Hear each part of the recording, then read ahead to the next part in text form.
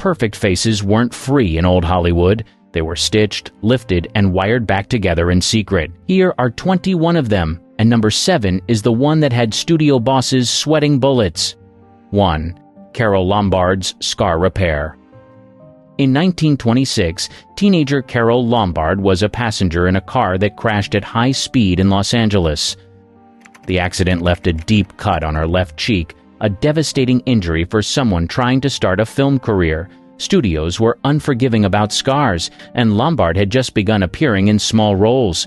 Doctors stitched the wound, but the scar was jagged and pulled when she smiled. Her family turned to one of the few surgeons experimenting with reconstructive methods. He reopened the wound, refined the cut, and stitched it more carefully. The scar faded to a faint line that makeup artists could conceal under powder. Fox Studios had already dropped her after the accident, but by 1928 she was back in front of cameras. Even with repair, the scar remained faintly visible in early films. Lombard became meticulous about lighting and angles, telling cameramen to shoot her good side. 2. Mary Pickford's facelift. By the 1930s, Mary Pickford was still one of the most famous women in the world. She had built her legend in silent films and co-founded United Artists, but the rise of sound cinema brought younger stars to the forefront. At nearly 40, Pickford faced the same pressure many actresses did, had to hold on to roles in a business obsessed with youth. Reports from colleagues and biographers suggest she underwent one of Hollywood's earliest facelifts. The procedure was primitive compared to modern surgery. Doctors would literally pull back the skin and secure it behind the ears. The result smoothed wrinkles but often left faces tight and expressionless. Pickford's operation had those same consequences. Close-ups revealed cheeks that looked unnaturally taut, and her once warm smile appeared strained. Friends remembered her disappointment, and critics at the time noted her different appearance without daring to say why. Surgery was still taboo in Hollywood, so it stayed in whispers. 3. Fanny Brice's nose job. Studio executives in the 1920s often decided what faces belonged on screen, and Fanny Brice's was under constant scrutiny. Known for her comedic brilliance in the Ziegfeld Follies and her powerful voice, she was also the subject of endless commentary about her prominent nose. Gossip writers made it a running joke, and casting directors quietly suggested she would have more range if she changed her look. Brice agreed to rhinoplasty, one of the earliest celebrity procedures openly discussed in entertainment circles.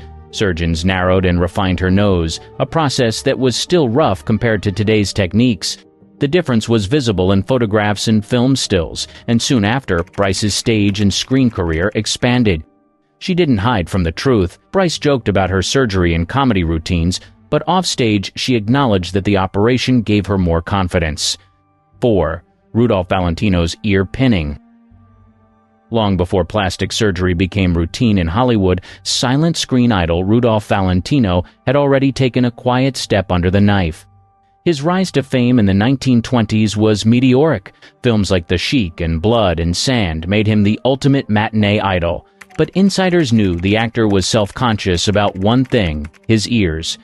They stuck out prominently in publicity stills, and he worried they distracted from his carefully cultivated romantic image. The solution was otoplasty, or ear pinning, a procedure that was still new at the time. Surgeons would reposition the ears by removing small amounts of cartilage and stitching them closer to the head. Compared to early facelifts or nose jobs, it was less invasive, but for Valentino, it was a serious gamble. If the results looked unnatural, it could have derailed the very image that made him a star. Accounts from the period suggest the operation went smoothly. Publicity photos from the early 1920s to mid-decade show a noticeable difference in the angles of his face. His ears appeared flatter and more symmetrical, helping reinforce the Latin lover mystique that made him an international sensation. 5. Vivienne Segal's nose reshape. Broadway stars who crossed into Hollywood often faced even harsher beauty standards, and Vivienne Segal was no exception. Known for her stage work in the Ziegfeld Follies and later musicals, she arrived in front of film cameras during a period when cosmetic surgery was gaining traction behind closed doors. Segal's strong features drew attention, but not always in the way casting directors preferred. Biographers and medical histories of early Hollywood surgery note that she underwent rhinoplasty to refine her nose, a procedure that was becoming more common among actresses looking to secure screen roles. The surgery was performed in an era when techniques were still experimental. Results varied widely, but Seagal's operation appears to have been a success. Afterward, her profile looked softer in studio portraits, and her confidence on camera grew. 6. Rita Hayworth's hairline surgery. Before Rita Hayworth became one of Hollywood's most glamorous stars, she was Margarita Cancino, a young dancer with striking looks that studios considered too ethnic for leading roles. Columbia Pictures head Harry Cohn pushed for changes, and one of the most extreme was altering her hairline. The process wasn't simple hairstyling. Over nearly 2 years, Hayworth endured painful electrolysis sessions to raise her low hairline and lengthen her forehead. Individual hairs were destroyed with electric currents, a procedure classified at the time as semi-surgical. The transformation was drastic enough that it permanently reshaped her appearance. Alongside the hairline change, she also dyed her naturally dark hair a coppery red. By 1939, the combined effect created the image audiences came to know as Rita Hayworth. 7. Montgomery Clift's reconstructive surgery. One night in May 1956, actor Montgomery Clift left a dinner party at Elizabeth Taylor's house and crashed his car into a telephone pole. The impact crushed his jaw, nose, and cheekbone. Taylor was first on the scene and helped keep him alive until doctors arrived. The damage was so severe that surgeons had to wire his jaw shut, reset his nose, and reconstruct parts of his face. Clift endured hours of surgery followed by weeks of recovery, much of it hidden from the press at the time. The before and after difference was striking. His once smooth features looked heavier, and the scars, though subtle under makeup, changed how cameras captured him. Friends noticed his speech was affected, and colleagues described a marked shift in his confidence. Despite the trauma, Clift refused to quit. He returned to finish Raintree County just months later, though close viewers can see the change in his appearance across different scenes. 8. Clark Gable's dental surgery. Well before the world knew him as Rhett Butler, Clark Gable faced a private medical crisis. Chronic gum infections in the early 1930s forced him to undergo extensive dental surgery.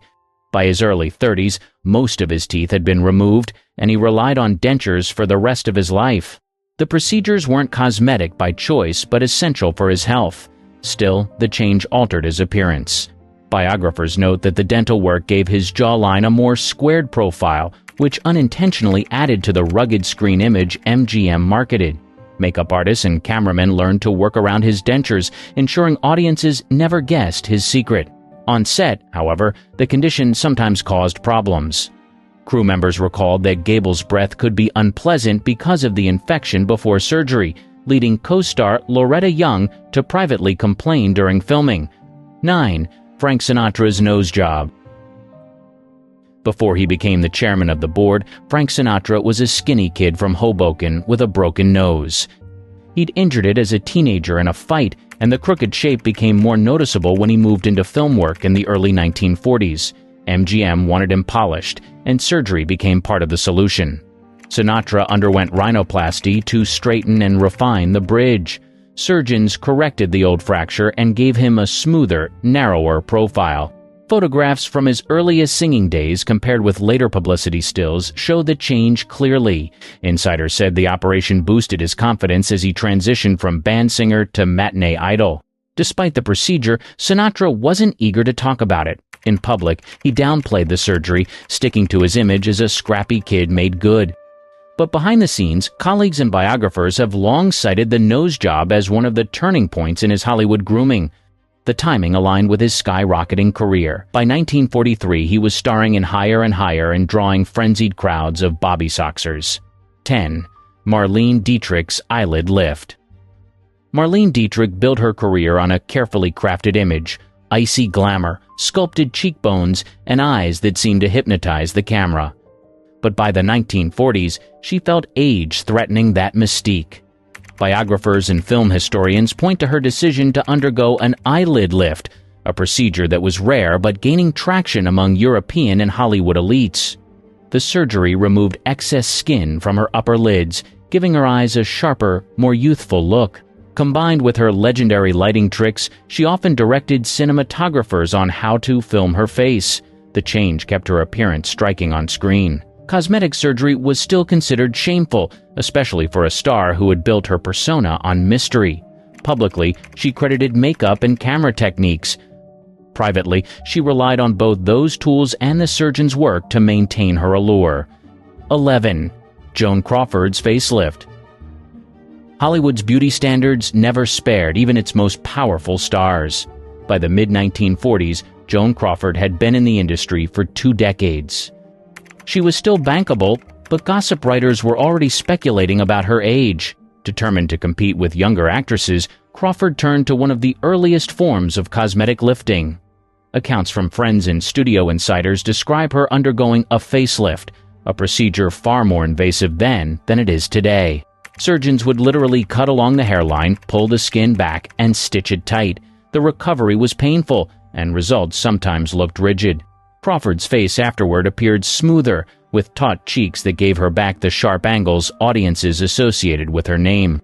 She never admitted to it publicly, of course. At the time, surgery was a taboo subject, but those who worked closely with her recalled strict demands about lighting and camera angles after the operation. Crawford was careful to preserve the illusion that she remained untouched by age. The gamble worked for a while. She landed one of her most famous roles in Mildred Pierce, 1945, which earned her an Academy Award. 12. Marilyn Monroe's chin implant. Few cosmetic procedures in Golden Age Hollywood are as well documented as Marilyn Monroe's chin surgery. Early studio photos of Norma Jean Mortensen show a softer jawline. By 1950, X-rays and surgeon Michael Gurdon's notes confirm she had a small cartilage implant added to sharpen her chin. The procedure gave her face stronger balance, complementing her cheekbones and eyes. It was subtle, but the difference between her modeling shots of the late 1940s and her screen tests in 1950 is clear. The implant helped transform her from a pretty ingenue into a striking screen presence. Monroe went to great lengths to keep the operation quiet. She even used the alias Joan Newman during her visits. But the evidence resurfaced decades later when her medical records and X-rays were auctioned in 2013. For once, rumors about a Hollywood star's surgery were backed by hard proof. The chin implant became part of her carefully curated reinvention. Soon after, she signed contracts with 20th Century Fox, landed roles in The Asphalt Jungle and All About Eve, and began her rise as Hollywood's most iconic blonde. A small piece of cartilage placed under her chin quietly shaped one of the most famous faces in movie history. 13. Elizabeth Taylor's tracheotomy scar. Health crises could strike even Hollywood royalty. In 1961, Elizabeth Taylor collapsed with a near-fatal case of pneumonia. Doctors rushed her into an emergency tracheotomy to clear her blocked airway. The procedure saved her life, but it left a small scar at the base of her throat. For a star often labeled the most beautiful woman in the world, even a faint mark carried risk. Yet Taylor chose not to hide it. During the Academy Awards the following year, she wore a gown with a low neckline, the scar visible to millions. Instead of diminishing her appeal, it became a symbol of survival. Press coverage at the time highlighted the drama of her recovery. Audiences, who had followed her from child stardom into her adult career, viewed her differently after the surgery. Unlike many of her contemporaries, Taylor didn't rely on elective procedures to preserve her looks. This surgery was life-saving, not cosmetic, but it still changed her image on screen. 14. Tony Curtis's nose job. Not every transformation in Golden Age Hollywood came from a studio's demands. Tony Curtis, born Bernard Schwartz, grew up in New York with a tough childhood and a broken nose from street fights. When Universal Pictures signed him in the late 1940s, executives encouraged him to refine his appearance before promoting him as a leading man. Curtis underwent rhinoplasty in the early 1950s. The operation smoothed the bridge and slimmed the tip, giving him the clean profile that became one of his trademarks. Photographs from his earliest publicity stills compared with later shots show a clear difference in contour. The surgery coincided with his rapid rise. By 1953, Curtis was starring in Houdini alongside Janet Leigh, and soon after he became one of the most popular matinee idols of the decade. Fans knew him for his charm and dark good looks, never realizing that his screen-ready face had been fine-tuned by a surgeon. 15. Hedi Lamar's facelift. By the 1960s, Hedi Lamar was no longer the dazzling star who lit up screens in Samson and Delilah. Once dubbed the most beautiful woman in the world, Lamar found herself under the same Hollywood microscope that judged every wrinkle. Determined to maintain her image, she turned to one of the era's most talked-about cosmetic fixes, a facelift. Biographers confirm Lamar underwent at least one surgical lift during the decade. The procedure was invasive by modern standards. Surgeons cut along the hairline and pulled the skin back to smooth sagging. Recovery often took weeks, and results varied, sometimes leaving a stiff or unnatural look. For Lamar, the facelift was meant to restore the youthful glow that had defined her fame. But the surgery sparked mixed reactions. Friends later recalled her frustration that the operation didn't deliver the magic she expected. Some contemporaries felt the taut skin altered her natural beauty rather than preserved it. Still, Lamar kept pursuing roles and appearances, determined not to fade quietly. 16. Jane Mansfield's breast reconstruction. Her bombshell image made her one of the most photographed women of the 1950s and early 1960s. Her figure, often compared to Marilyn Monroe's, was central to her publicity. But behind the scenes, Mansfield faced medical problems after pregnancies and weight changes that altered her famous proportions. Biographers and Hollywood medical accounts detail that she underwent breast reconstruction in the early 1960s.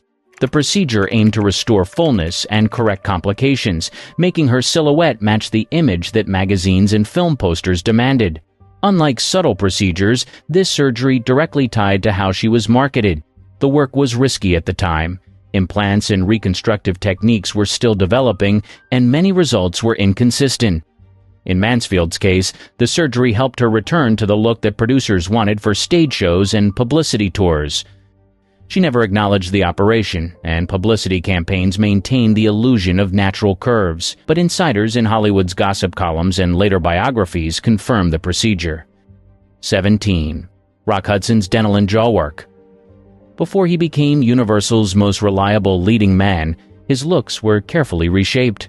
Born Roy Harold Scherer Jr., he arrived in Hollywood with charm but uneven teeth and a softer jawline. The studio wanted a heartthrob, so they sent him to the dentist chair and, eventually, a surgeon. Hudson underwent extensive dental surgery to correct his bite and straighten his teeth. Biographers note that he also received work on his jawline, sharpening his profile for the camera. The combination gave him the square-jawed look that became his signature. These changes weren't voluntary in the way later stars pursued surgery. Studios in the 1950s routinely pressured contract players into procedures. For Hudson, who was just breaking into bit parts, refusing wasn't an option. Insiders recalled how he returned from the work with a new confidence, his smile transformed into the weapon that would define his career. The payoff was immediate. By the mid-1950s, Hudson was cast in Magnificent Obsession and Giant, roles that cemented his status as a romantic idol. Viewers never suspected the carefully engineered work behind his image. 18. Lucille Ball's hairline electrolysis. Her rise from B-movie actress to queen of television involved more than talent and timing. In the 1950s, she quietly underwent a semi-surgical procedure to reshape her hairline. Born with a low, uneven widow's peak, she submitted to long electrolysis treatments to permanently remove hair and give her forehead a cleaner frame. Though not as invasive as facelifts or rhinoplasty, the procedure was still painful and permanent. Each session destroyed follicles with an electric current, and over time her hairline was raised into the symmetrical look fans recognized on I Love Lucy. Ball never discussed it publicly. Interviews credited makeup, wigs, and her fiery red dye as the secrets of her look. Yet studio stylists confirmed electrolysis was part of her transformation. The adjustment gave her a more youthful, camera-friendly face, allowing her trademark expressions to land more clearly on television screens. The change coincided with her biggest career leap. By 1951, she launched I Love Lucy, and her new look became inseparable from her comic timing. 19. Judy Holliday's eye surgery. The Broadway and film star Judy Holliday was celebrated for her sharp comedic timing and her Oscar-winning turn in Born Yesterday, 1950. Away from the stage lights, though, she dealt with a medical issue that subtly affected her appearance, an imbalance in her eyes. Biographers note she underwent corrective surgery in the 1950s to address the condition. The procedure wasn't about vanity alone. Strabismus or misalignment can affect both vision and confidence. For a performer whose face was projected onto giant theater screens, the problem could be distracting. Surgery offered Holliday both medical relief and a more balanced look for her film roles. Reports say the operation improved her appearance and boosted her comfort in front of cameras. While never discussed openly in interviews, film historians have pointed to noticeable differences in her later films. 20. Anthony Quinn's tongue surgery. Before Anthony Quinn became a two-time Oscar winner, he faced a problem that nearly kept him out of acting entirely. As a teenager in Los Angeles, Quinn had a speech impediment caused by a condition known as tongue tie. His frenulum, the tissue under the tongue, was unusually short, restricting movement and making his speech unclear. The breakthrough came from an unlikely source. Architect Frank Lloyd Wright. Quinn had been studying under Wright with dreams of becoming an architect. Wright noticed the problem and bluntly told him to have surgery to correct it. Without clearer speech, Wright warned, Quinn's opportunities would be limited. Quinn took the advice. Surgeons clipped the frenulum in a simple but life-changing procedure known as a frenectomy. The surgery freed his tongue and allowed him to begin retraining his voice. He later studied speech and acting, developing the deep, commanding tone that became one of his trademarks. 21. Greta Garbo's dental correction. Long before she was hailed as the Swedish Sphinx, Greta Garbo faced a problem few would have guessed: her teeth. Studio records and biographies note that when she arrived in Hollywood in the mid-1920s, MGM executives were impressed by her haunting looks but worried her uneven teeth might spoil close-ups. Dentistry in the 1930s was closer to surgery than cosmetic touch-up. Garbo underwent corrective dental procedures to reshape and align her teeth, work that required extractions and new bridges. The operations were painful and time-consuming, but the results were crucial. Afterward, her smile photographed more evenly, fitting the ethereal image MGM promoted. The studio kept the details quiet. Publicity portrayed Garbo as a natural beauty untouched by alteration, her mystery carefully protected. Yet behind the scenes, the dental corrections were part of the machinery that built her legend. Film historians note that subtle changes in her face are visible between her early European films and later Hollywood portraits. Her new smile helped complete the transformation from a promising import to one of the defining stars of the Golden Age. What if I told you that one of television's most beloved sweethearts vanished without a trace? That the woman who once lit up millions of living rooms with a smile quietly stepped away from the spotlight, only to leave behind a trail of eerie silence, strange coincidences, and questions that still haven't been answered? This isn't just another forgotten celebrity story. This is about Lorie Saunders, the bright-eyed star of Petticoat Junction, who seemed to have it all, only to disappear so suddenly. It was like she'd never existed at all. No farewell tour, no final interview, just gone. The more you dig, the more you realize her end wasn't just quiet, it was chilling. And once you hear the facts, you'll never see Lorie Saunders the same way again. A Star is Born. Lorie Saunders wasn't always Lorie Saunders. She was actually born Linda Marie Hines on October 4, 1941 in Kansas City, Missouri. Pretty regular beginning, nothing flashy, no Hollywood connections, no silver spoon. Just a Midwestern girl who eventually made it big in a way few small-town kids ever do. Her family moved to Los Angeles when she was still young, which is where everything really started to shift for her. Now, Lorie was always into the arts. She loved performing, singing, dancing, acting, the whole deal. You could say she had that classic, born for the stage kind of vibe. She studied acting under the legendary Jeff Corey, a man who trained tons of famous faces, and that really set the foundation for her career. She wasn't just pretty. She was putting in the work early on, sharpening her skills in an industry that chews people up and spits them out if they're not ready.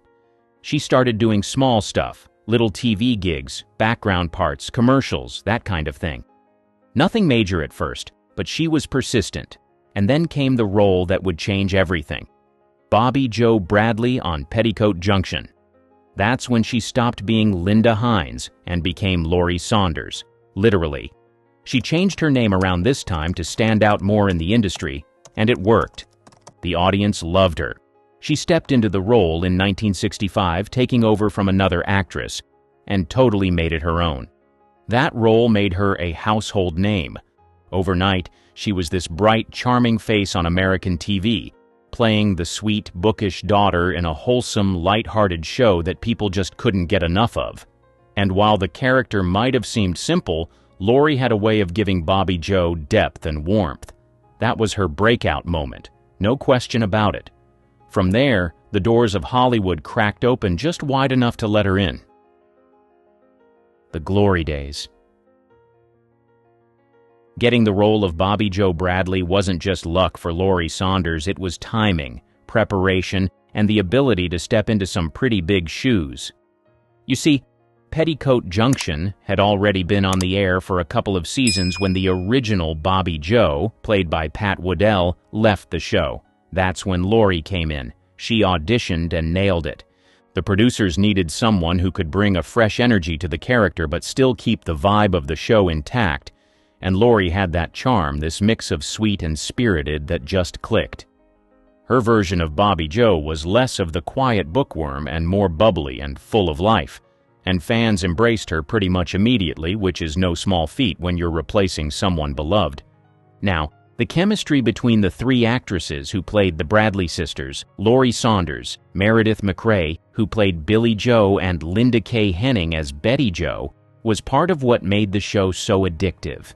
On screen, they felt like real sisters, teasing each other, supporting each other, getting into innocent mischief around the shady Rest Hotel. But what made it even better was that they genuinely got along off-screen too. There was a real sense of camaraderie behind the scenes, which helped make their performances feel warm and believable.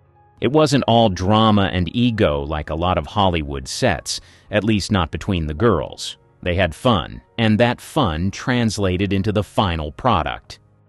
Petticoat Junction was a hit. It was part of that rural comedy wave alongside Green Acres and the Beverly Hillbillies, and people loved it. Lorie became a familiar face in millions of homes across America. She wasn't just playing a role, she became Bobby Jo in the eyes of the public.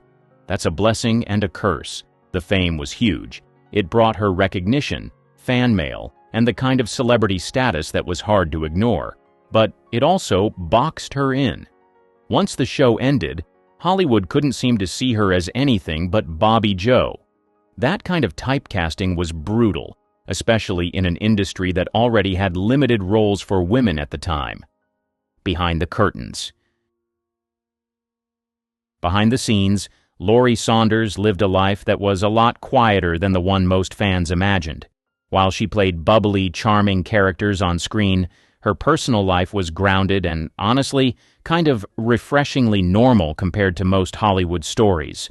She married Bernard Sandler, a talent agent, and they stayed together for decades. No scandals, no dramatic tabloid headlines, just a stable marriage in an industry where that's practically unheard of.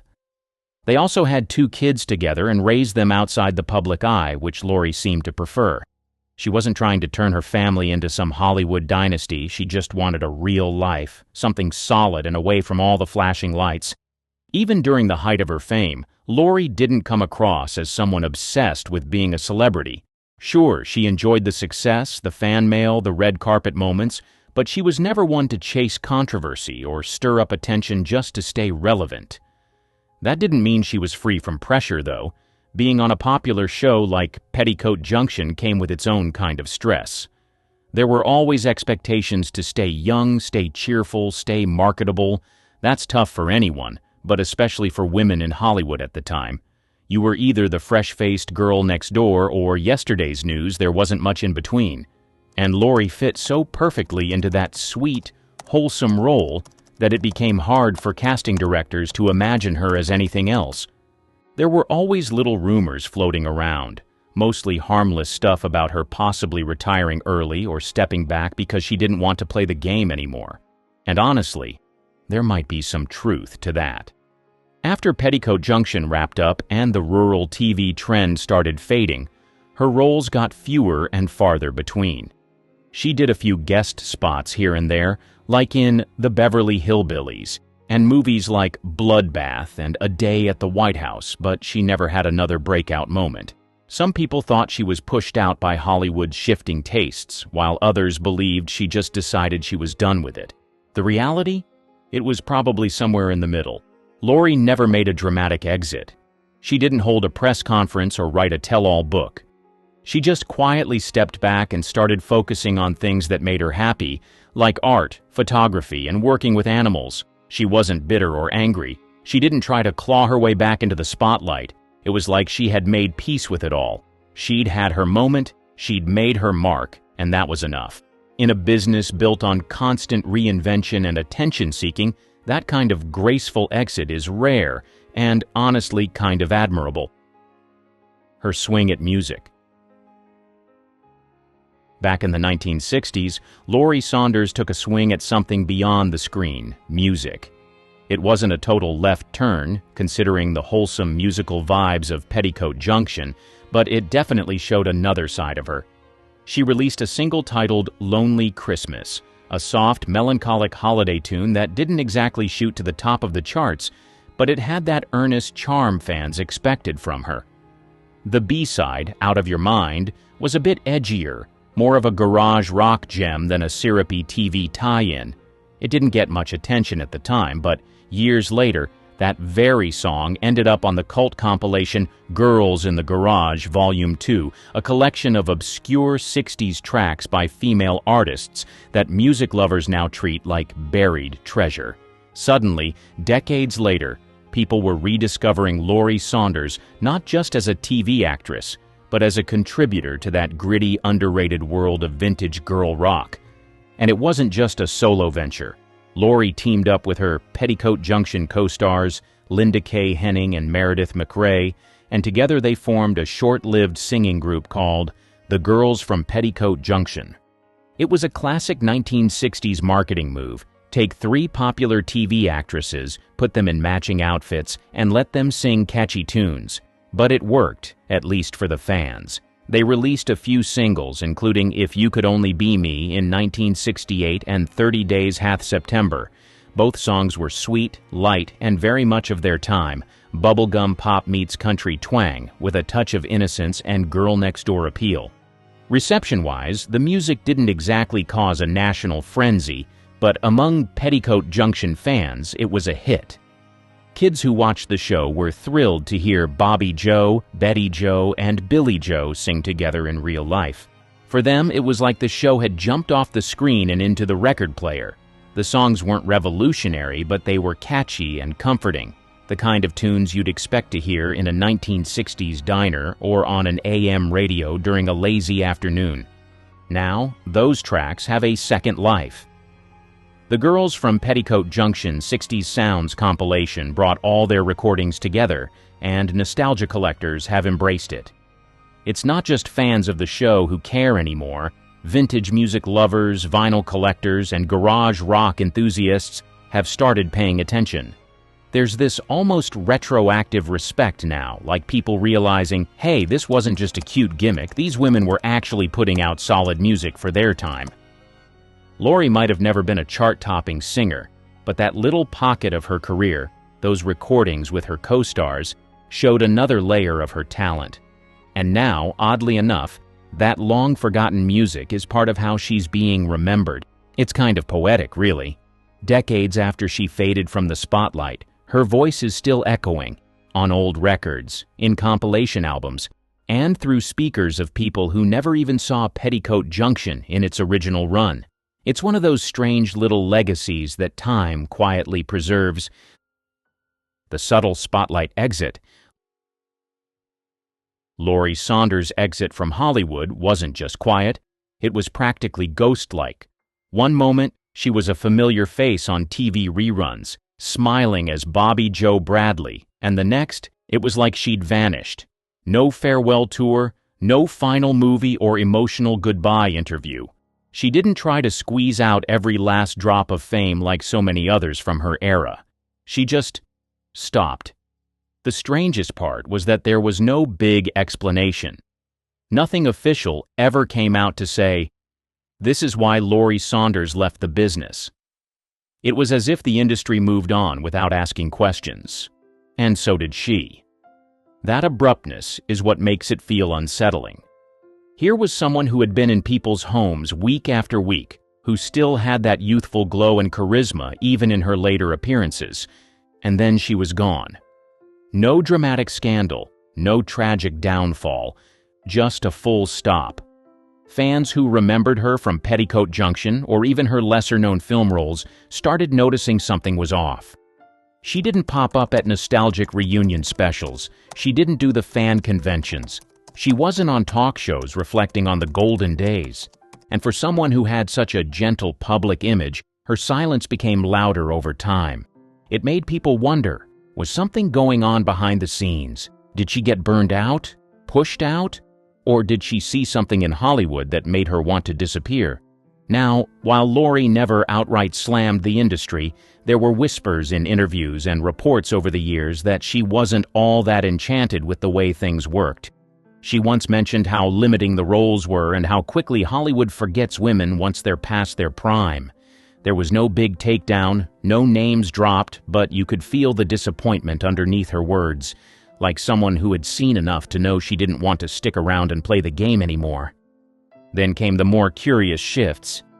People who did catch glimpses of her later on said she looked different, thinner, more fragile, almost like the energy had been drained out of her. Others said she'd become more private, almost reclusive, preferring to spend time with animals rather than people. Some former co-stars tried reaching out over the years but couldn't get through. A few even said they hadn't heard from her in decades. It wasn't just retirement, it was like she'd erased herself from Hollywood altogether. And maybe that was her way of taking control. Maybe Lorie saw how brutal the industry could be, how it lifted you up only to toss you aside once you didn't fit the mold anymore, and she wanted nothing to do with that cycle. So, instead of clinging to the spotlight, she'd let it go before it could chew her up and spit her out. Still, there's something haunting about it all. The way she slipped into silence without ever really telling her side of the story. The sudden shift in presence and appearance. The mystery of someone who once brought so much warmth into people's homes and then quietly walked away like none of it ever happened. It makes you wonder what really goes on behind the curtain, what the camera doesn't show, and who people become once the fame fades. Chilling theories about her exit. The final years of Lorie Saunders' life are where things get a little eerie, unsettling even. Not in a loud or scandalous way, but in that slow, quiet kind of disappearance that creeps up on you when no one's really paying attention. Although it was abrupt and people began to ask questions, they soon began to make up their own theories, which spread like wildfire. After decades of near-total silence, fans began asking, whatever happened to Bobby Joe? Where did she go? Was she okay? But there were never any clear answers, just shadows and fragments. Lorie didn't have a big public decline. There was no TMZ footage of her being wheeled out of a hospital, no tragic tell-all interview, no paparazzi catching her in a moment of desperation. In fact, part of what made her final years so strange is how little we know. The physical and emotional details are hazy at best. There were whispers, of course, rumors that she'd lost a lot of weight, that her energy was gone, that she looked almost unrecognizable in the few rare sightings that made it to public eyes. But nothing confirmed. Nothing concrete. Friends, what few remained in contact, have said in passing that Lorie became more withdrawn as time went on. Some said she didn't return calls.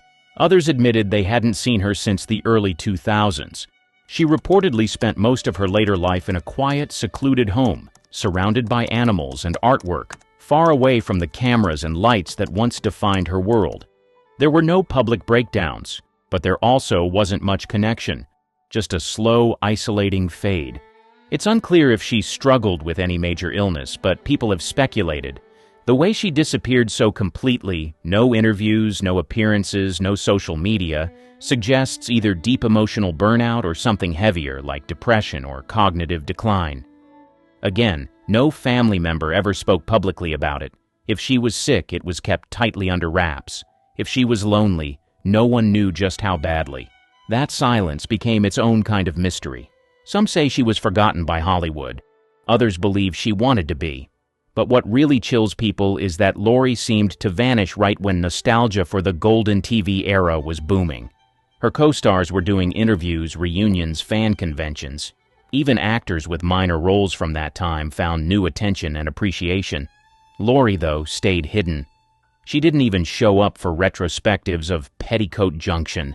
Not a quote, not a cameo, nothing. It's like she erased herself from the story entirely. However, fans did receive one clue about what happened to Lorie, and it's more concerning than you think. One of the last known photos of Lorie surfaced on a fan forum, a grainy shot taken at a grocery store years after anyone had seen her. The woman in the photo was frail, quiet, with big sunglasses and a blank stare. The person who took it said they recognized her by chance, couldn't believe their eyes, and when they said her name aloud, she looked up just long enough to nod, then walked away without a word. There's something deeply symbolic about that. A star who lit up the screen with warmth and sparkle, reduced in the end to a nameless face in a supermarket aisle, fading out of frame like a final scene no one remembered to shoot. No big farewell, no final curtain call, just stillness. Whether Lorie was running from something or simply choosing peace, we may never fully know. But there's a skin-crawling quiet to her ending. A Hollywood starlet who didn't crash and burn, but slowly dissolved into the background, leaving behind questions, memories, and a strange silence that still hasn't been broken. The memory of an icon. Even though Lorie Saunders disappeared from public view, her memory didn't vanish completely. Petticoat Junction wouldn't let that happen. The show still runs in reruns, tucked into the corners of nostalgia channels and late-night schedules, reminding people of a simpler, sunnier era. And every time an episode airs, Lorie's wide-eyed charm and gentle screen presence come back to life like a time capsule that refuses to close. She might not have become a massive household name like some of her contemporaries, but within the world of classic TV, she's iconic. Fans who grew up watching her as Bobby Joe never stopped loving her. They share old clips online, trade stories in forums, and post rare magazine covers from the 60s like precious relics. She's frozen in that golden time forever, young, graceful, smiling, and for a lot of people, that's how they choose to remember her. Not as the woman who vanished from the spotlight, but as the sweet middle Bradley sister who made people laugh and feel comforted. But the deeper you think about it, the more Lorie's story starts to say something much bigger, something uncomfortable. Her vanishing act wasn't just about one person's private decision. It taps into a recurring theme in Hollywood, especially for women. You can be beloved, talented, even successful, and still be tossed aside the moment your image no longer fits the fantasy. Lorie was typecast early, boxed into the role of the wholesome beauty, and when she tried to branch out, the doors weren't exactly open. Hollywood didn't know what to do with her beyond pretty and sweet, and when she got older, it seemed like the industry just shrugged and moved on. That kind of erasure isn't new. It happens all the time, especially to actresses from her generation.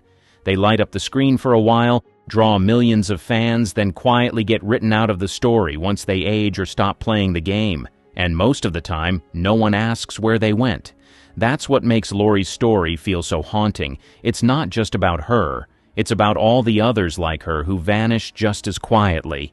And maybe that's the final, chilling question her story leaves behind. What happens to the stars when the lights go out? Not just in a poetic sense, but literally when the scripts stop coming, the calls dry up, and the cameras stop rolling.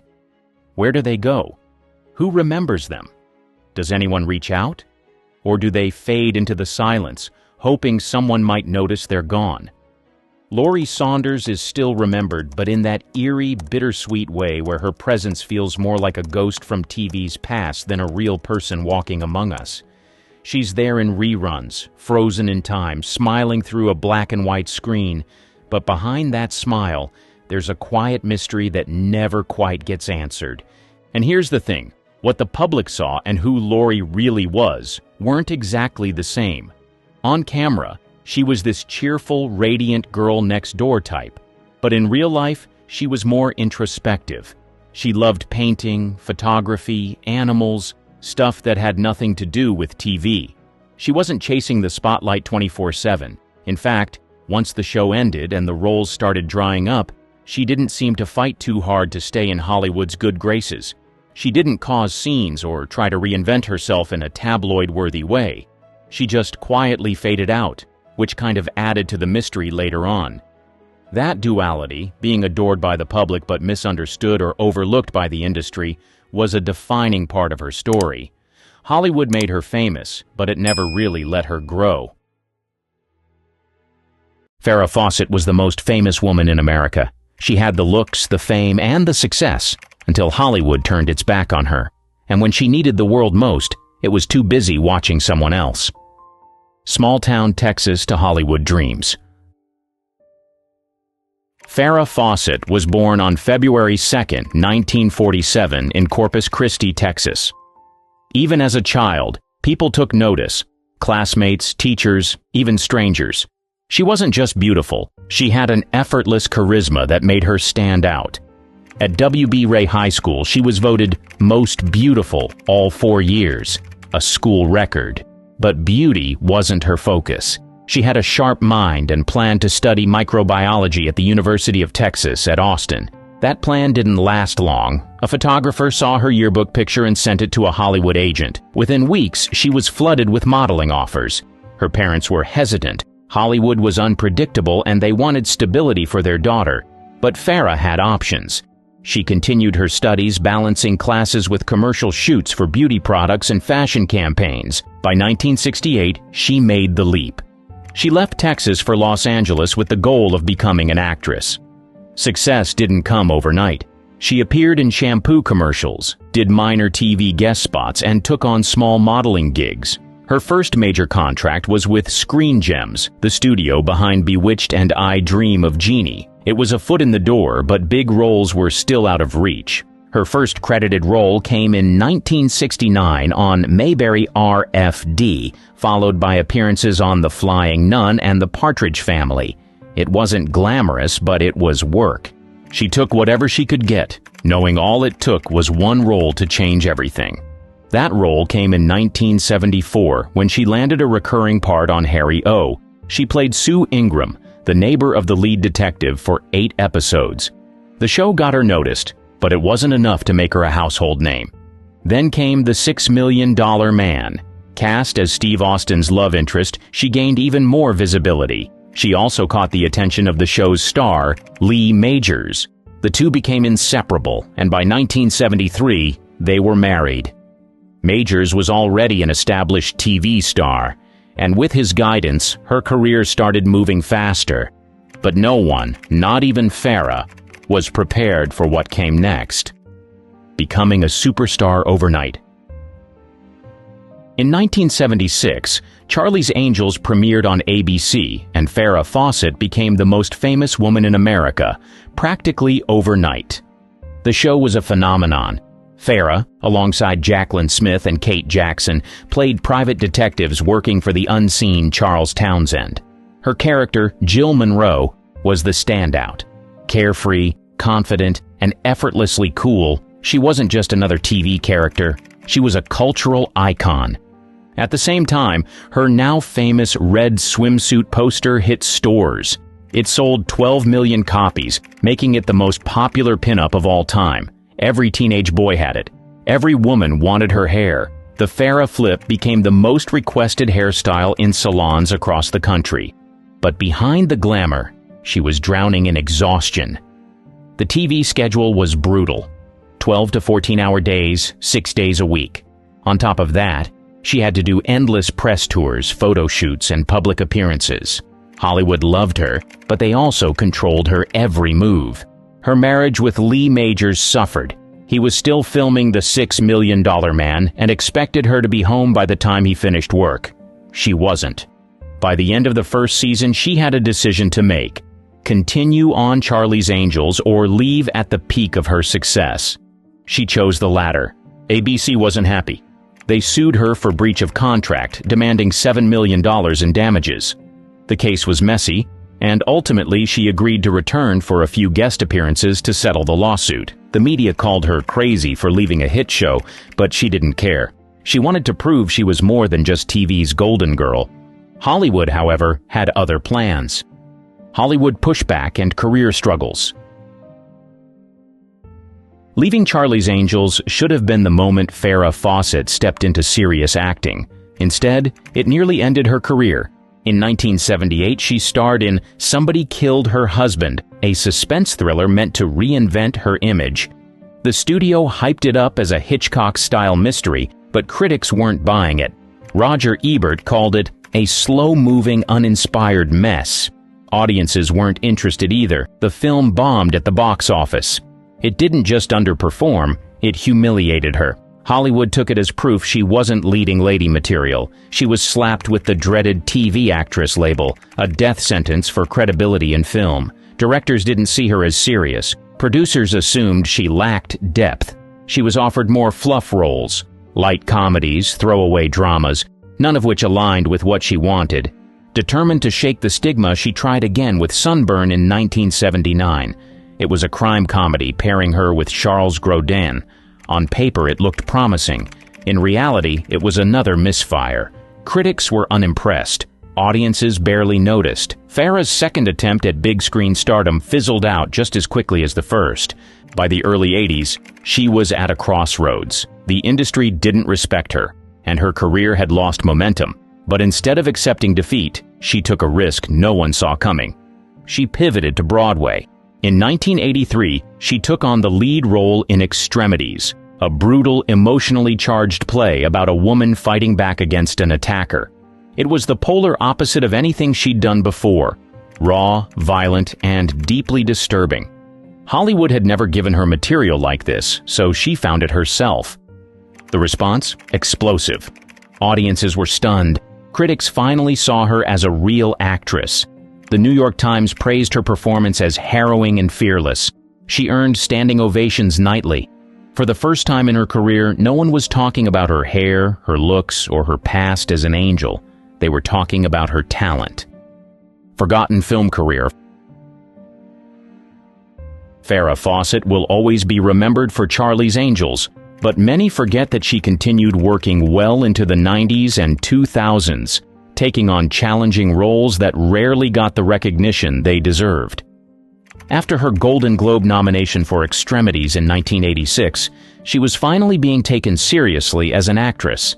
She continued her streak of gritty, dramatic roles in TV movies, including Poor Little Rich Girl, The Barbara Hutton Story, 1987, Double Exposure, The Story of Margaret Bourke-White, 1989, and Small Sacrifices, 1989. The latter, based on true events, had her portraying Diane Downs, a mother convicted of shooting her own children. The role earned her another Golden Globe nomination and critical praise.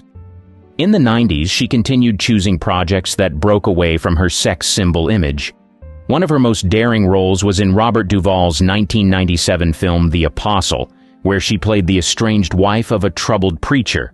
The film was highly praised by critics, with many calling it one of the best performances of her career. But even with acclaim, it was clear that Hollywood wasn't offering her the same big-budget films that other actresses of her era were getting. Still, she worked steadily.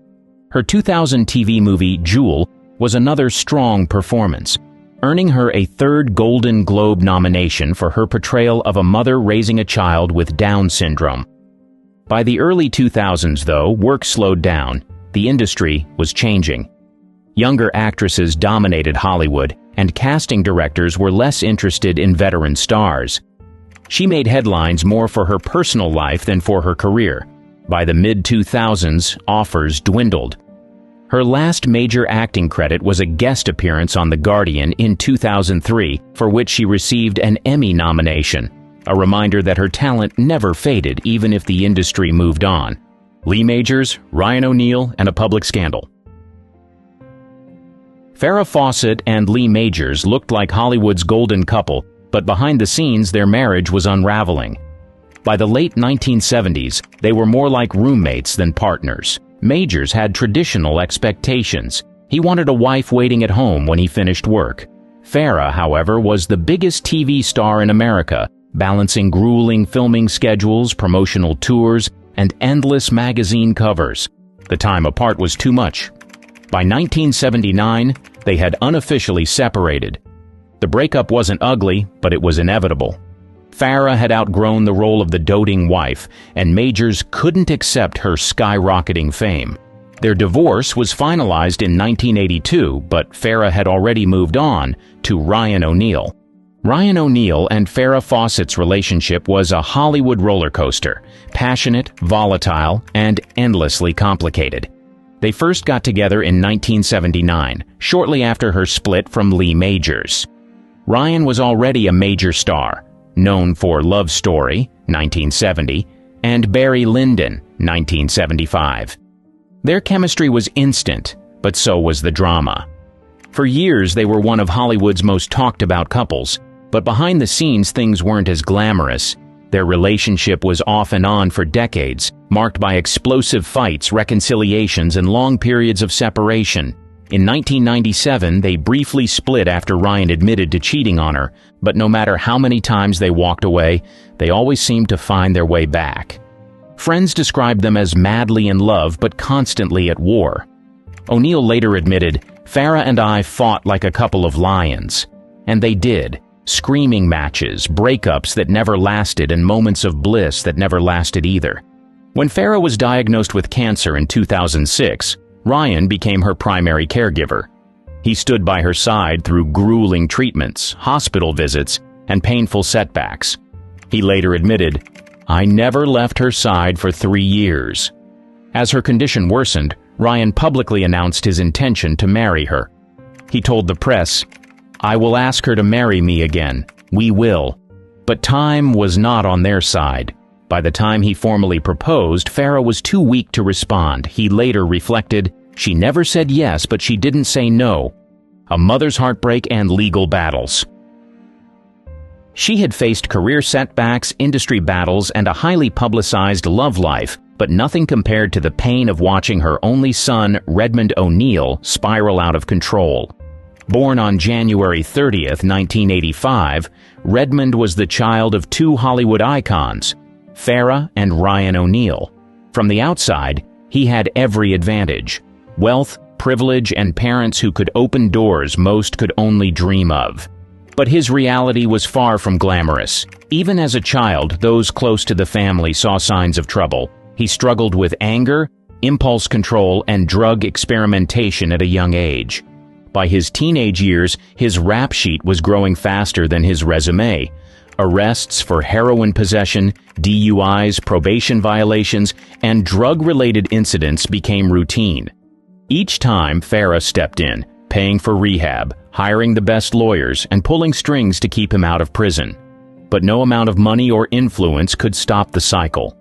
One of the most gut-wrenching moments came in 2008, when Farrah was fighting for her life.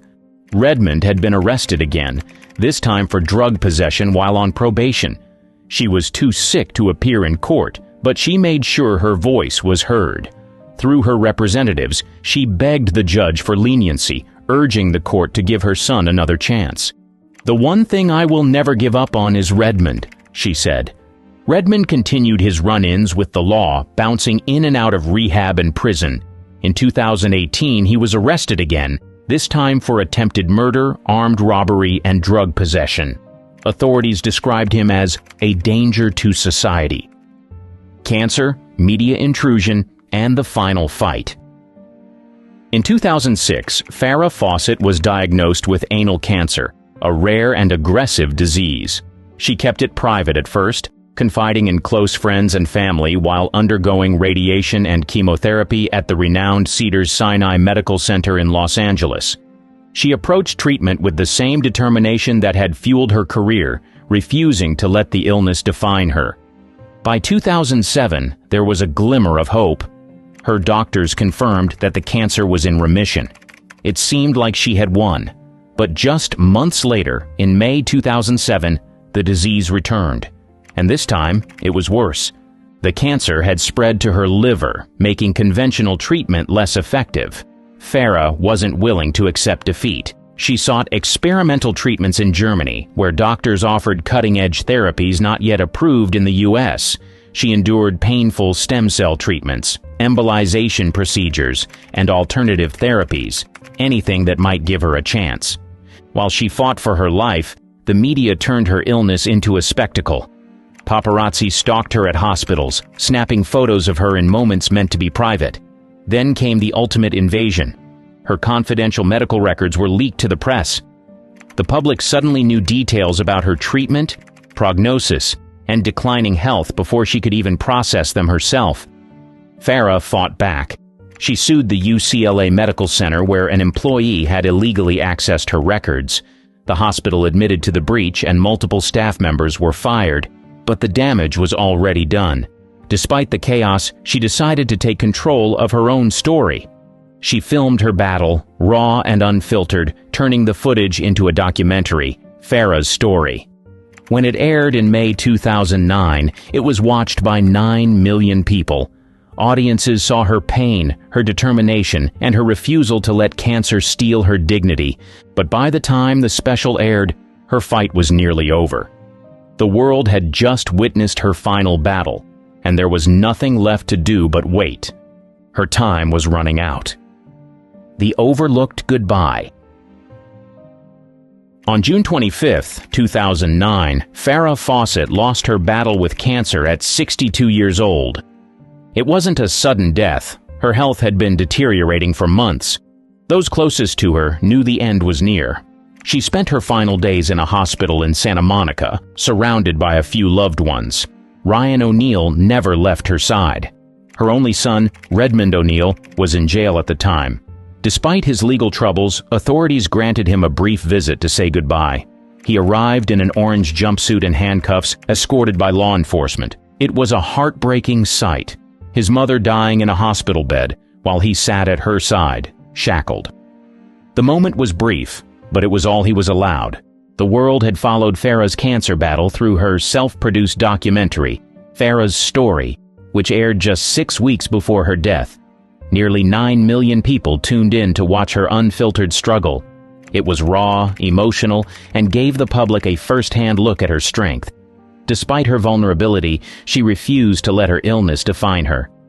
Early that morning, news of her passing spread. Hollywood prepared tributes, TV networks planned retrospectives, and fans mourned. But within hours, everything changed. That same afternoon, Michael Jackson was pronounced dead. The biggest pop star in the world, gone at 50 years old, the news cycle immediately shifted. Every major network, website, and newspaper dropped their planned Farrah tributes to cover Jackson's sudden death instead. His passing became a global media event. Farrah's death, once front-page news, was now an afterthought. By evening, she was barely a headline. For many, the timing felt unfair. Here was a woman who had spent years fighting for respect beyond her looks, and in her final moments, she was once again pushed to the background. Her funeral was small and private, held at the Cathedral of Our Lady of the Angels in Los Angeles. Ryan O'Neal was there, devastated. Redmond was escorted in chains, allowed to attend under strict supervision. The media might have moved on quickly, but those who truly loved her never forgot. To them, she wasn't just a TV icon. She was a fighter, a mother, a woman who refused to be defined by anyone else's narrative.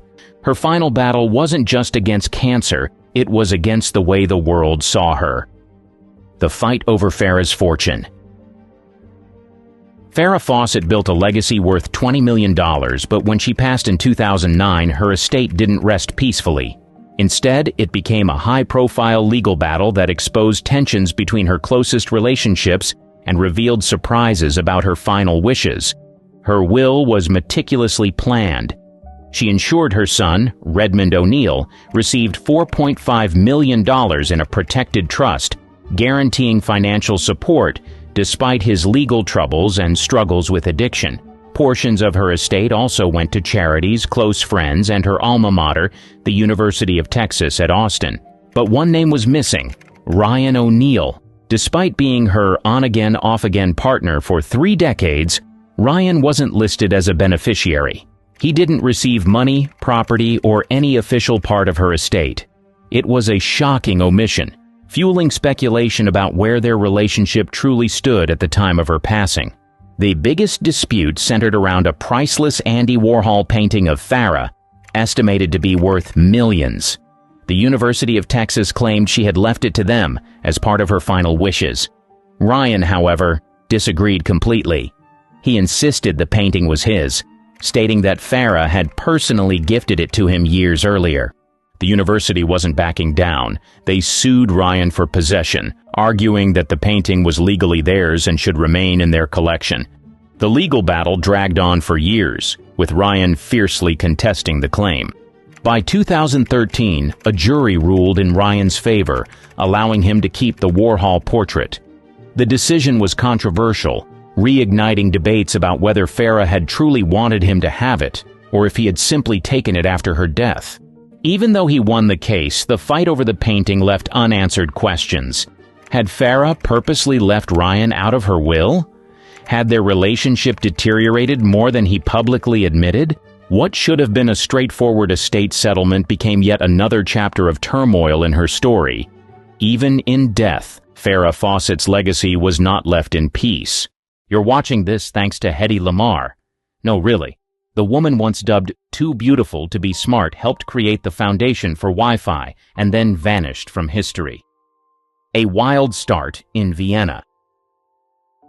Before she was a Hollywood icon or a tech trailblazer, Hedi Lamar was Hedwig Kiesler, a teenager causing chaos in 1930s Vienna.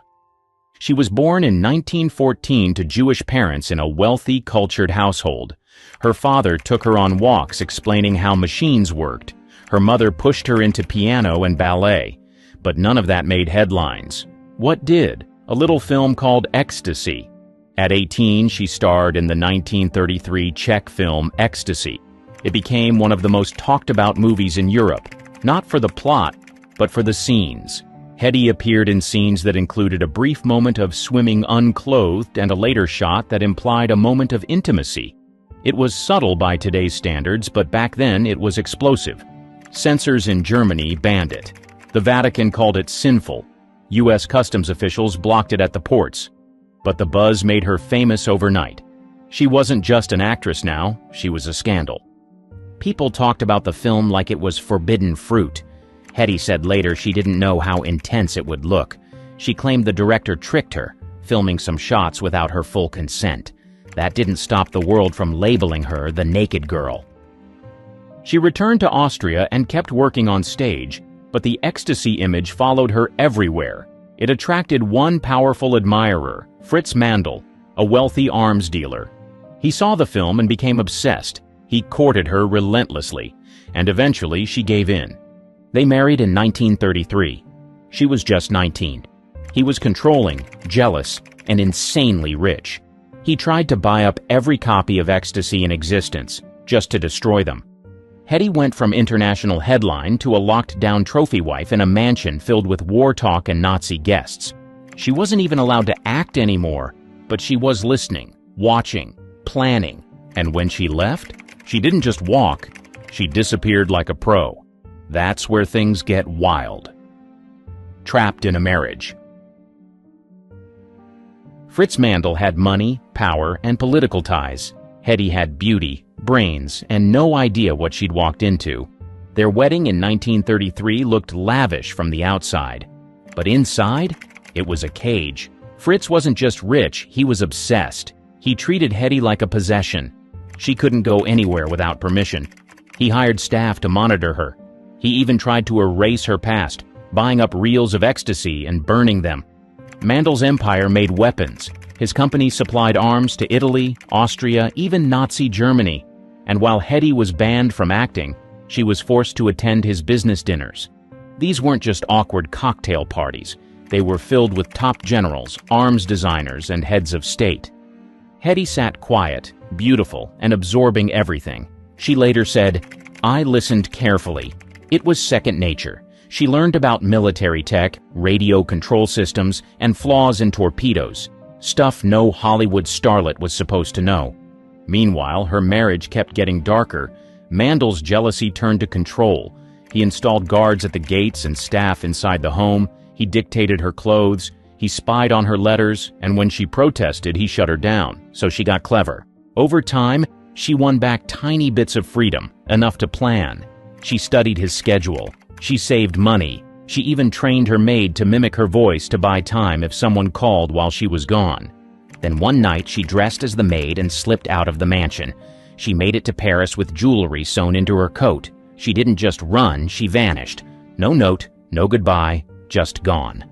By the time Mandel noticed, she was meeting with Louis B. Mayer in London, charming him into a contract with MGM. When she boarded that ship to America, Mayer wanted her to go by a new name. She chose Lamar, after silent film actress Barbara Lamar. By the time the boat docked in New York, she wasn't the scandalous Hedwig anymore. She was Hedi Lamar. Escape in disguise. After escaping her marriage, she arrived in London in 1937 with one goal: Hollywood. She tracked down Louis B. Mayer, head of MGM, and pitched herself. He wasn't impressed at first. He thought she was too much scandal, not enough substance. So she pulled a power move. She booked a spot on the same ship Mayer and his wife were taking to New York. Mid-Atlantic, she showed up in full glam and made her pitch again, this time at sea. It worked. He offered her a contract on the spot. Mayer wanted to change her name to distance her from ecstasy. Hedi picked Lamar as a nod to Barbara Lamar, a silent-era star who had died young. The name stuck. When that ship landed in New York, reporters were already waiting. Exotic new European beauty was the angle. Hedi played along. MGM immediately marketed her as the most beautiful woman in the world. Not actress, not talent, just beautiful. That's what they sold, and it worked. Her debut in Algiers, 1938, was all about the look, soft lighting, close-ups, mystery. Audiences couldn't look away. But Hedi wasn't content with being a face. She wanted real roles, real control. MGM kept her in exotic parts, foreign princesses, mysterious seductresses, and she kept drawing crowds. Behind the scenes, she worked hard. She studied English intensively, perfected her accent, and learned the business. But the roles stayed the same. Studio heads didn't care that she was smart. They wanted glamour shots, not ideas. Meanwhile, she never forgot what she'd seen back in Austria: radio signals, weapon systems, war machines. That knowledge stayed with her. By day, she was a movie star. By night, she read books on electronics and engineering. Hollywood's most beautiful weapon. In the late 1930s and early 40s, Hedi Lamar owned the screen. Her breakout role in Algiers made her a sensation.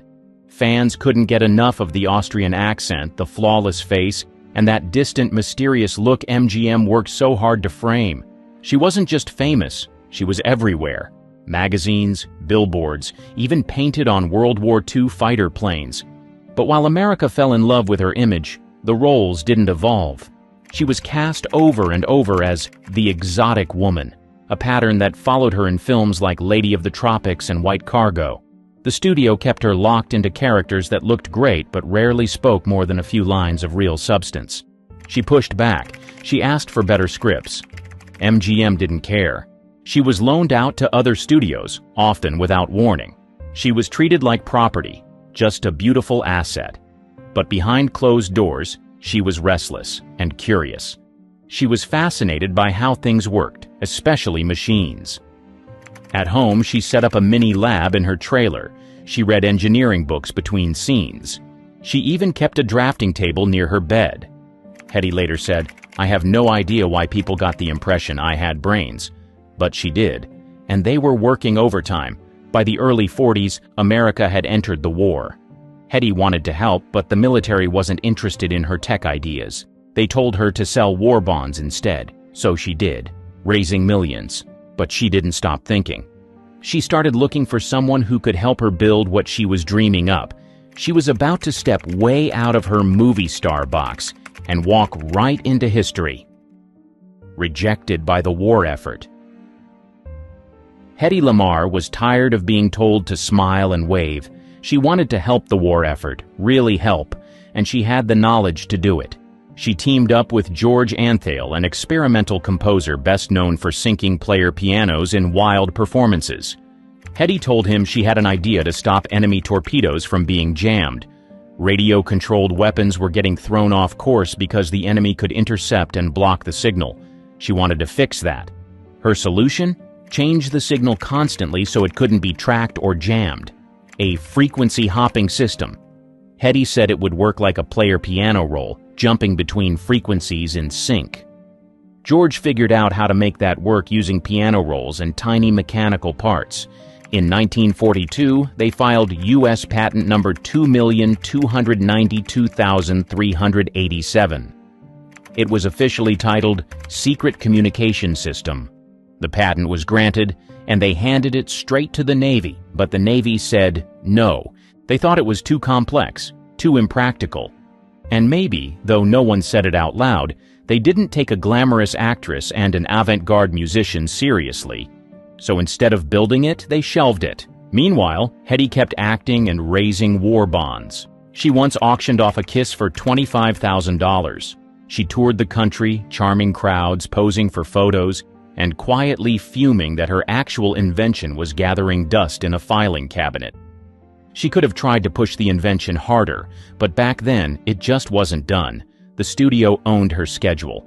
The government ignored her patent, and in the public eye, she was still the pretty face from Algiers. But the idea didn't die. The Navy buried her invention. Hedi's patent sat untouched for years. The Navy filed it away during World War II and never built the device. Their excuse? It was impractical. Too complicated. They didn't like that it used a piano roll. Never mind that the science was solid. The truth? They just didn't take it seriously. A movie star and a composer handing them military tech? Not exactly what they were expecting. Hedi never made a dime from it. No royalties, no licensing deals. The patent expired in 1959.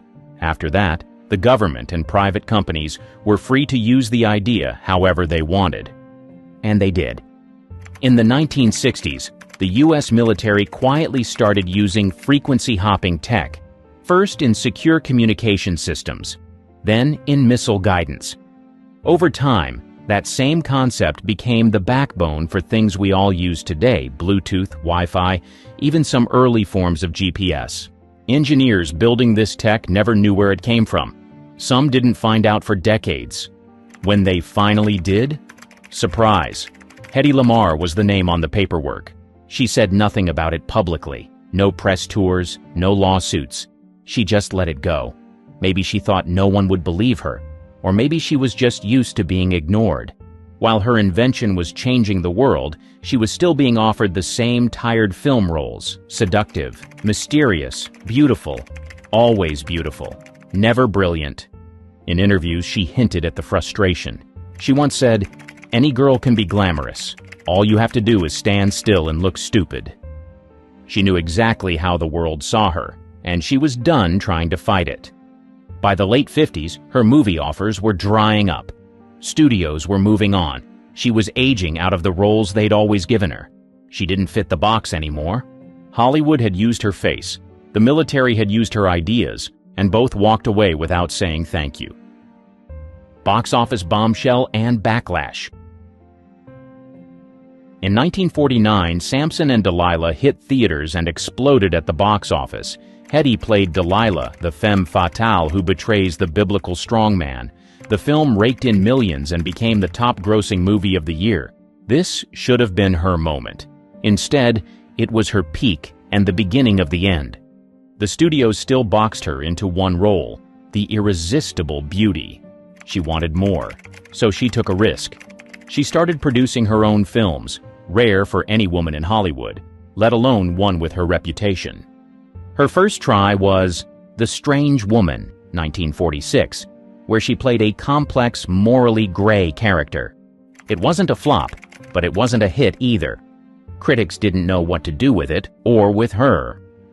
Still, she pushed forward. Then came Dishonored Lady and Loves of Three Queens. These were personal projects. She had a say in the script, the direction, the wardrobe. Finally, she was calling the shots. Hollywood didn't like that. Behind the scenes, producers called her difficult. Some said she was moody or too involved. Translation, she was smart and had opinions. That didn't fly in a male-run industry. Studios stopped calling. The headlines turned cold. She went from star to has-been almost overnight. By the late 50s, she was done with MGM. Her last few films went nowhere.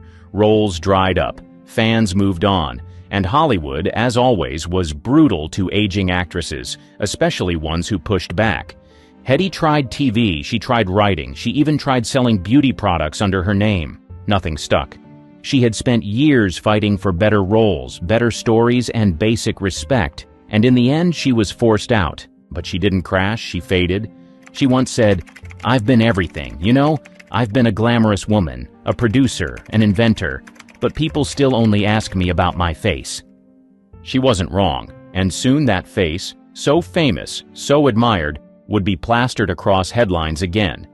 Not for a movie, but for something that would follow her for the rest of her life.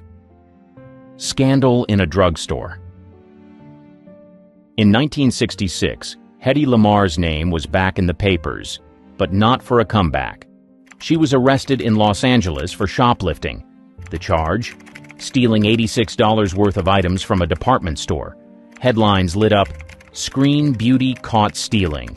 Hedi Lamar booked on theft." She denied it all, said it was a misunderstanding. A clerk claimed she left without paying. Hedi said she thought the items were being held for her at the register. She was released on bail, but the damage was done. The tabloids ran wild. Photographers caught her leaving court in dark glasses. The press had a field day dragging a former star through the mud. She was cleared in court. The charges were dropped. But it didn't matter. The public had already made up its mind. It wasn't the first time. Just a few years earlier, she'd filed a $10 million lawsuit against Warner Brothers for using her name in Blazing Saddles without permission. The character Hedi Lamar was a running joke in the film. She wasn't amused. They settled out of court. By the late 60s and into the 70s, Hedi mostly disappeared from public life. She struggled with finances.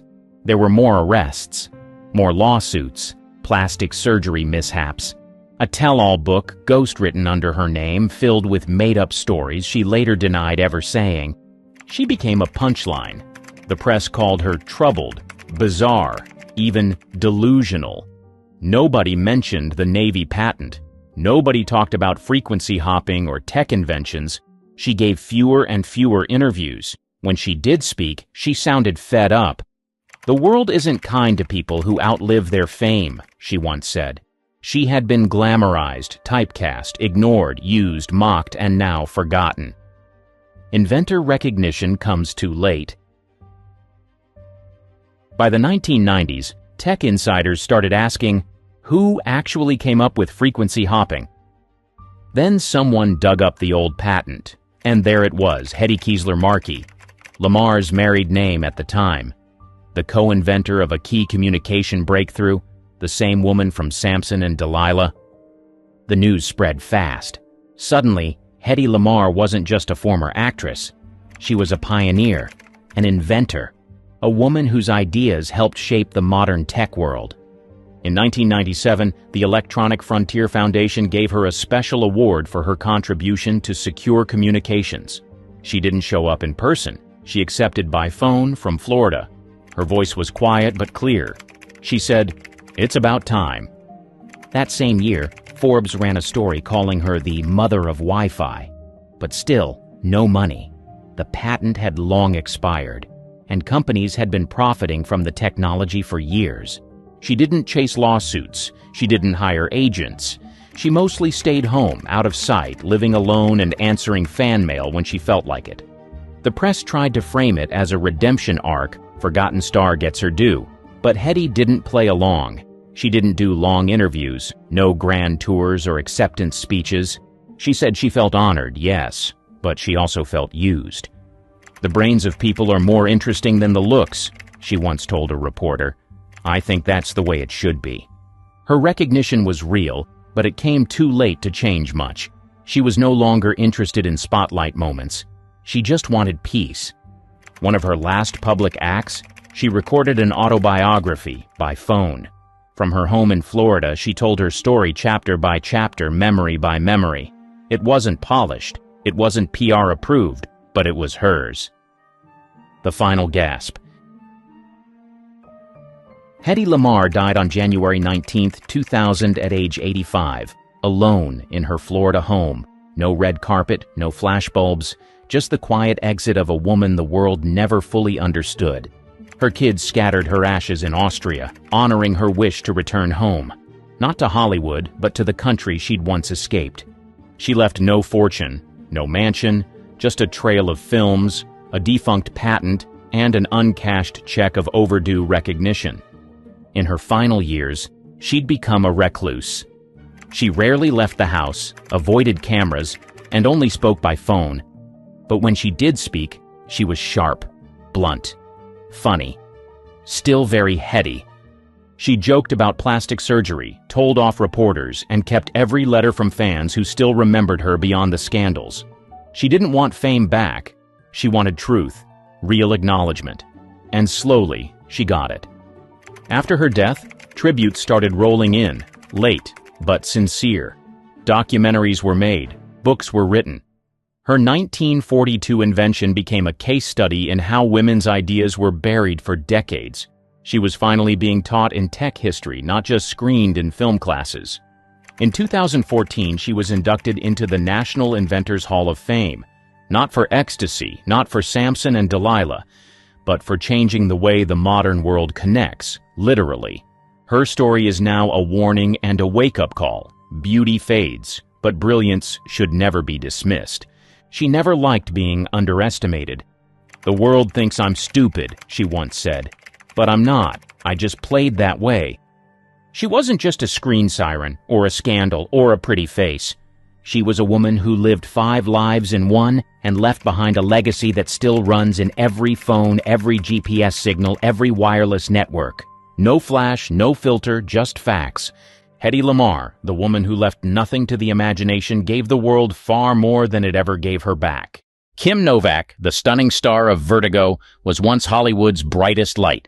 But at the height of her fame, she vanished. How did she rise to fame so quickly, and why did she step away from it all? From Chicago dreamer to Hollywood star. She was born as Marilyn Pauline Novak on February 13, 1933 in Chicago, Illinois. Her parents were Joseph and Blanche Novak. Joseph worked as a history teacher, and her mother was a factory worker. Marilyn grew up in a modest household and attended William Penn Elementary, Farragut High School, and Wright Junior College. After high school, she briefly attended the School of the Art Institute of Chicago. In the early 1950s, Novak worked as a model and a dental assistant. Her breakthrough came when she won 2 modeling contests, Miss Deep Freeze and Miss Refrigerator, during a promotional tour. This led to a contract with Columbia Pictures. Studio head Harry Cohn saw potential in her and suggested a name change. Marilyn Novak became Kim Novak, starting her journey into Hollywood. Her first significant role was in the 1954 film Pfft, starring opposite Judy Holliday and Jack Lemmon. Her performance caught the industry's attention. That same year, she appeared in Pushover alongside Fred MacMurray, further establishing her as a rising star. The turning point came in 1955 with the film Picnic. She played Madge Owens, a small-town girl yearning for excitement. Directed by Joshua Logan, the film was a critical and commercial success, earning her a Golden Globe for Most Promising Newcomer. Critics praised her performance, with Bosley Crowther of the New York Times calling her an exciting discovery. In 1956, she starred in The Man with the Golden Arm with Frank Sinatra. Her portrayal of Molly, a woman dealing with a drug-addicted lover, showed her range as an actress. The film was nominated for 3 Academy Awards and further solidified her position in Hollywood. Novak's iconic role came in 1958 with Alfred Hitchcock's Vertigo. Playing dual roles as Madeline Elster and Judy Barton, she starred opposite James Stewart. The film initially received mixed reviews, but is now considered one of the greatest films of all time. Hitchcock, known for his meticulous direction, praised her performance, noting that her portrayal was crucial to the film's success and that she brought a nuanced depth essential for the story's psychological complexity. Her rise to fame was meteoric, By the late 1950s, she was among the top box office draws, often compared to contemporaries like Marilyn Monroe and Grace Kelly. She worked with leading directors and co-stars, including William Holden, Tyrone Power, and Frederick March. Despite her success, she remained grounded. In interviews, she often spoke about the pressures of fame. "I never wanted to be a star. I wanted to be an actress," she told the Saturday Evening Post in 1957. Her humility and dedication to her craft endeared her to fans and colleagues alike. By the end of the decade, Kim Novak had firmly established herself as a major Hollywood star. Her journey from a Chicago girl to a celebrated actress was marked by hard work, talent, and a bit of luck. The Hitchcock Effect. Alfred Hitchcock's Vertigo, released in 1958, became a defining moment in Kim Novak's career. This psychological thriller, now hailed as one of the greatest films ever made, paired her with James Stewart. She played dual roles, Madeline Elster and Judy Barton, a complex portrayal that showcased her acting depth. The film's production was intense. Hitchcock, known for his exacting standards, pushed Novak to deliver a performance that would leave a lasting impact. Her preparation for the role was meticulous. To embody Madeline, a character steeped in mystery and elegance, she worked closely with costume designer Edith Head. The iconic gray suit she wore became a symbol of the character's haunting presence. Novak mentioned in a Vanity Fair interview, "The suit was like a uniform. It helped me get into Madeline's skin. I felt her tension, her allure." Vertigo required her to switch personas, a task that tested her versatility. As Judy Barton, she portrayed a down-to-earth working-class woman, a stark contrast to the sophisticated Madeline. This duality in her performance received critical acclaim. Behind the scenes, her relationship with Hitchcock was professional, though not without tension. She once said, "He was demanding, but he respected my craft. There were moments of friction, but they pushed me to give my best performance." Their collaboration on Vertigo left an indelible mark on both their careers. The film's themes of obsession and identity resonated with audiences and critics alike. Her portrayal of a woman caught in a web of manipulation and deceit was compelling. Her ability to convey subtle emotions from fear to seduction was a testament to her skill as an actress. Hollywood's Golden Girl. During the late 1950s, Kim Novak reached the peak of her career, becoming one of Hollywood's most sought-after actresses. This period was marked by a series of successful films that showcased her versatility and solidified her status as a top box office draw.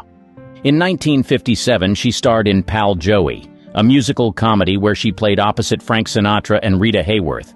Her role as Linda English, a nightclub singer, earned her critical acclaim. The New York Times praised her performance, noting, "Novak brings a refreshing charm to her role, balancing wit and vulnerability." Her on-screen chemistry with Sinatra was palpable, contributing to the film's success. The same year, she appeared in Gene Eagles, a biographical drama about the life of the famed Broadway actress. Playing the title role, she portrayed Eagles' tumultuous life, from her rise to fame to her tragic downfall. The film allowed her to demonstrate her dramatic range, earning her a Golden Globe nomination for Best Actress in a Motion Picture Drama. Her success continued with Belle, Book and Candle, 1958, where she reunited with James Stewart. This romantic comedy, featuring Novak as a modern-day witch who casts a love spell on Stewart's character, showcased her comedic timing and enchanting screen presence. The film was a commercial hit, adding another feather to her cap. Novak's popularity was not just due to her acting skills, but also her distinctive beauty. She was often compared to Marilyn Monroe, another iconic blonde of the era. However, Novak carved out her own niche, known for her ethereal, almost haunting allure. Photographers and magazines frequently featured her, cementing her status as a Hollywood beauty icon. Despite her glamorous image, she was known for her down-to-earth personality. In a 1958 interview with Life magazine, she said, "I'm just a girl from Chicago who got lucky. I never let the fame get to my head." This relatability endeared her to fans and colleagues alike. Novak's influence extended beyond the silver screen. She became a fashion trendsetter, with her hairstyles and outfits often emulated by women worldwide. Her iconic look in Vertigo, with the platinum blonde hair and tailored suits, became a defining style of the late 1950s. During this time, she also navigated the complexities of her personal life. She had high-profile relationships with several leading men, including Frank Sinatra and Sammy Davis Jr. Her romance with Davis was particularly controversial due to the racial tensions of the era. Despite societal pressures, Novak was candid about her relationships. In an interview with the Saturday Evening Post, she remarked, "Love is love, regardless of race or status. I followed my heart." Clash with the studio system. Her career in Hollywood was marked by a significant clash with the powerful studio system, particularly Columbia Pictures and its head, Harry Cohn. This struggle for independence and creative control defined much of her professional journey and showcased her resilience in an era dominated by studio moguls. Harry Cohn, known for his tyrannical control over his stars, saw potential in Novak early on. He molded her image, selecting roles, hairstyles, and even relationships to fit the studio's vision. Her natural beauty and talent were undeniable, but Cohn's controlling nature often clashed with her desire for autonomy. "He treated me like a piece of property," she later said in an interview with The Guardian. "I wanted to be an actress, not a puppet." One of the earliest and most significant clashes came during the production of Pal Joey in 1957. Novak wanted to play the role of Linda English her way, bringing depth and nuance to the character. However, Cohn insisted on a more glamorous, superficial portrayal. Despite the tension, her performance received praise, proving her instincts were correct. In 1958, during the filming of Vertigo, Novak faced further challenges. Alfred Hitchcock, although demanding, allowed her more creative freedom than Cohn ever did. This experience highlighted the stark contrast between working under a controlling studio head and a visionary director. "Hitchcock respected my craft," she reflected. "It was a relief to work with someone who valued my input." The turning point in Novak's battle with the studio system came with Middle of the Night, 1959, a film directed by Delbert Mann. The film, a drama about a May-December romance, was a departure from her typical roles. She insisted on playing the part despite Cohn's reservations. The film received critical acclaim, and her performance was lauded as one of her best. This success bolstered her confidence and solidified her resolve to fight for meaningful roles. However, Cohn's death in 1958 brought both relief and uncertainty. Without his oppressive control, Novak hoped for more freedom. But she also faced a studio in disarray. Columbia Pictures struggled to maintain its status without Cohn's iron fist, and her career trajectory became unpredictable. In the early 1960s, she took bold steps to assert her independence. She turned down roles she felt were beneath her, including high-profile projects that would have guaranteed box office success, but offered little artistic challenge. Her decision to leave Columbia Pictures in 1965 was a significant move. Novak sought to work with directors and studios that offered her creative control. This period saw her taking on diverse roles in films like Kiss Me Stupid, 1964, and The Amorous Adventures of Moll Flanders, 1965. Although these films did not achieve the same level of success as her earlier works, they represented her commitment to artistic integrity, battling her inner demons. Behind the glamorous facade of Hollywood stardom, Kim Novak faced significant personal struggles that deeply affected her life and career. Despite her success on screen, she battled with inner demons and external pressures that took a toll on her mental and emotional well-being. Novak's struggles with mental health were well documented. She experienced bouts of depression and anxiety, conditions that were often exacerbated by the intense scrutiny and relentless pace of Hollywood. In a candid interview with People magazine in 1996, she revealed, "I went through severe periods of depression. It was hard to maintain a facade when I felt like I was falling apart inside." Her issues were not just psychological, she also struggled with physical health problems.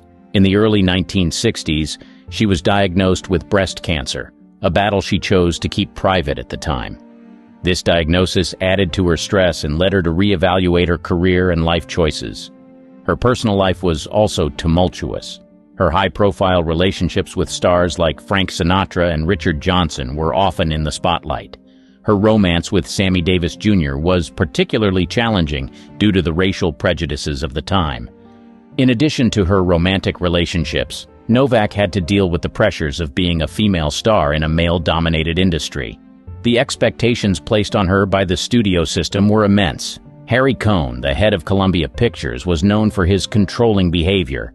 He often dictated her role's appearance and public image. This control extended to her personal life, with Cohn even trying to influence her relationships. Novak once remarked that Harry Cohn wanted to control every aspect of her life, describing the experience as suffocating. To cope with the pressures, she turned to painting, a passion she had nurtured since childhood. Art became her sanctuary, a way to express her emotions and find solace. She once said, "Painting saved me. It was a way to escape and process everything I was going through." Her artwork often reflected her inner turmoil and struggles, providing a glimpse into her private world. Despite these challenges, she continued to work in films throughout the 1960s. She starred in The Notorious Landlady, 1962, with Jack Lemmon, and Of Human Bondage, 1964, with Lawrence Harvey. However, the quality of her roles began to decline, partly due to the changing landscape of Hollywood, and partly due to her own battles. The pressures eventually led Novak to seek a quieter life away from the spotlight. By the late 1960s, she had moved to a remote home in Big Sur, California. This retreat allowed her to focus on her health and well-being, away from the prying eyes of the public and media. In her words, "I needed to get away, to find peace and rediscover myself." The mysterious disappearance. At the peak of her fame in the early 1960s, Kim Novak made the surprising decision to retreat from the public eye. Her sudden disappearance from Hollywood left fans and industry insiders speculating about the reasons behind her decision. Her departure was driven by a combination of personal and professional factors that eventually led her to seek a quieter, more fulfilling life. By the mid-1960s, Novak had become disillusioned with the Hollywood lifestyle. The constant scrutiny and relentless pressure took a toll on her mental and physical health. In an interview with The Telegraph in 2014, she candidly admitted, "The demands of being a movie star were overwhelming. I felt like I was losing myself in the process." In 1966, Novak married Richard Johnson, a British actor, in a ceremony that was kept relatively low-key. The couple's relationship was highly publicized, but they sought to keep their personal lives private. Their marriage, although short-lived, was a turning point for her. It was during this period that she began to seriously consider stepping away from Hollywood. Her desire for a more secluded life led her to purchase a ranch in Carmel, California. The ranch became her sanctuary, a place where she could reconnect with herself and pursue her passion for art without the distractions of fame.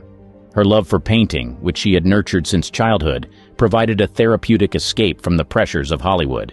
She described this period in an interview with Vanity Fair as a time to heal and rediscover my true self.